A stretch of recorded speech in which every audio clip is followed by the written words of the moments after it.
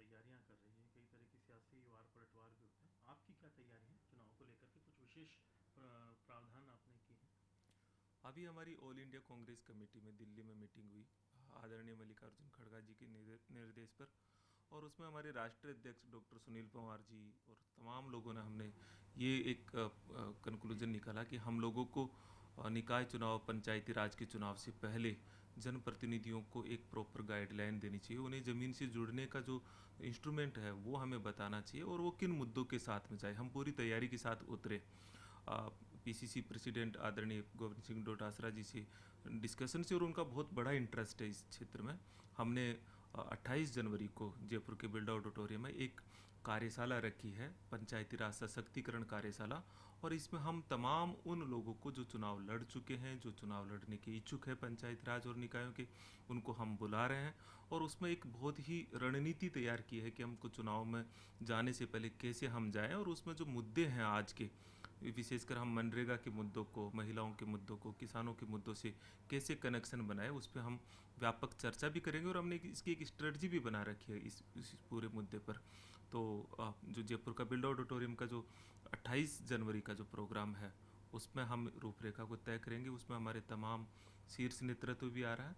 लेकिन उससे भी ज़्यादा ज़रूरी है कि हम शायद पहली बार इस तरह से एक रणनीतिक तौर पर इसमें उतरेंगे, पूरे दमखम से उतरेंगे, एक स्ट्रेटजी से उतरेंगे। हमारा कार्यकर्ता जब पंचायती राज और निकाय चुनाव में जाएगा, उससे पहले उसके पास एक पूरी स्ट्रेटजी होगी, जिसमें हमने ये सोचा है कि जो मनरेगा का अभी हमारा संग्राम चल रहा है, उसमें उसका कनेक्शन कैसे बनाए, कार्यकर्ता उसको कैसे बनाए, वो हमारे लिए सबसे बड़ा इंस्ट्रूमेंट के तौर पर हम उसको इस्तेमाल कर रहे हैं। तो उस पर भी हमने एक अलग से कार्यशाला रखी है इस पूरे सत्र में।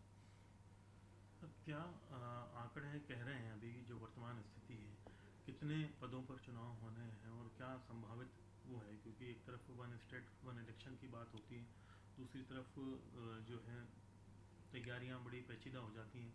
ओबीसी कमीशन की रिपोर्ट भी अभी पेंडिंग है, और जो वोटर लिस्ट है उसको लेकर के भी असमंजस है कि पुरानी से होगा या नए से होगा। कई चीज़ें हैं अभी।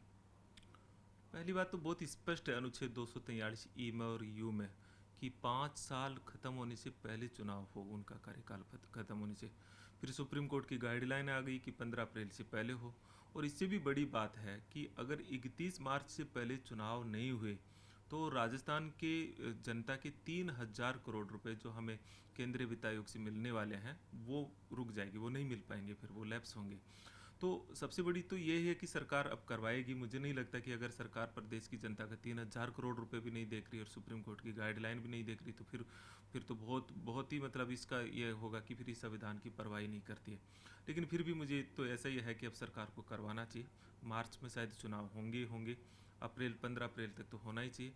हम पूरी तैयारी में है।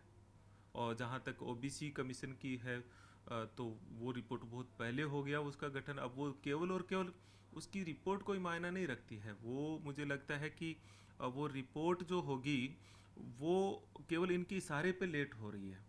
इसमें ऐसा नहीं है कि ओबीसी कमीशन पूरी कोई कैलकुलेशन करता है, इसमें एक मोटा मोटा आंकड़ा देता है तो वो ऑब्जर्व करता है। वो पहले उसको स्टाफ उपलब्ध नहीं करवाया।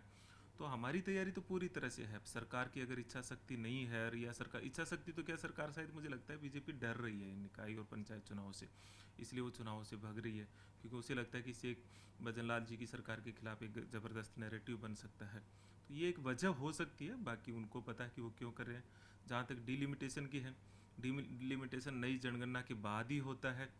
अब ये डिलिमिटेशन क्यों ज़रूरत पड़ गई, मुझे लगता है कि चुनाव स्थगित करके, डिलिमिटेशन तो चुनाव करवा के बाद में भी हो जाता, लेकिन ये उनकी केवल और केवल चुनाव को डिले करवाना है। वन स्टेट वन इलेक्शन जैसा चीज़ जो है, मुझे नहीं लगता कि संविधान से ऊपर चीज़ है। सबसे ऊपर तो संविधान है, अभी भी नहीं हो सकता। अभी भी बहुत सारी जो पंचायती राज की संस्थाएं निकाय है, उनमें दिसंबर तक कार्यकाल पूरा हो रहा है। तो अगर वो अप्रैल में भी करवाते हैं तब भी वन स्टेट वन इलेक्शन तो नहीं हो सकता। परिसीमन को लेकर के कई बार वार पलटवार जारी हैं कि इसमें काफ़ी गलत चीज़ें की गई हैं। कांग्रेस कैसे कम क्षेत्र में जीतें, ये किया गया है। ये शायद मुझे लगता है कि वो उन्होंने एक उनकी अपनी ही एक वहम होता है। जनता को परिसीमन के नाम पे आप जो उनके खिलाफ गुस्सा है उसको आप रोक नहीं सकते हैं। लेकिन जिस तरह से उन्होंने एक जनप्रतिनिधि जो एक क्षेत्र में काम कर रहा है, अगर उसका एक गांव को हटा देंगे तो उस पर कितना, उसके जीवन पे उस पर कितना प्रभाव पड़ता है। तो एक तरह से लोकल लेवल पर नेतृत्व को खत्म काम करने का काम किया है ये परिजीवन में। कई कई एग्जाम्पल जो हमारे तो वो उदाहरण है, मतलब इतनी दूर दूर तक रखा है। और सबसे बड़ा तर्क तो जब छोटे जिलों का हो रहा था कि जिले ज़्यादा बना रहे हैं तो खर्चा ज़्यादा आएगा।